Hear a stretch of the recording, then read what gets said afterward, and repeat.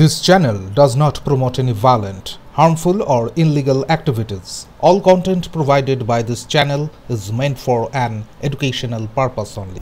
পুরো নিয়োগ দুর্নীতি মামলায় ফের ইডির তল্লাশি অভিযান। কলকাতার তারাতলায় এক ব্যবসায়ীর বাড়ি থেকে উদ্ধার হয়েছে 1 কোটিরও বেশি নগদ টাকা।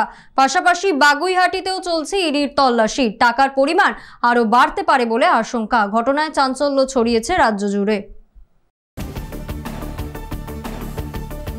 বুধবার কলকাতায় ফের ইডির তল্লাশিতে বিপুল পরিমাণ নগদ টাকা উদ্ধার। সূত্রের খবর, পুরো নিয়োগ দুর্নীতি মামলায় তারাতলার এক ব্যবসায়ীর বাড়ি থেকে 1 কোটিরও বেশি টাকা উদ্ধার করেছে ইডি। টাকার পরিমাণ আরো বাড়তে পারে বলে অনুমান। একই সঙ্গে বাগুইহাটিতেও ইডির আরেকটি দল তল্লাশি চালাচ্ছে। এর আগে মঙ্গলবার বেলেঘাটা সহ কলকাতার একাধিক জায়গায় হানা দিয়েছিল কেন্দ্রীয় সংস্থা। বেলেঘাটার হেমচন্দ্র নস্কর রোডের এক ব্যবসায়ীর বাড়িতেও অভিযান চালানো হয়। ইডি সূত্রে জানা গেছে, পুরো নিয়োগ দুর্নীতির সঙ্গে যুক্ত একাধিক কোম্পানির সন্ধান মেলার পর থেকেই শুরু হয়েছে এই অভিযান।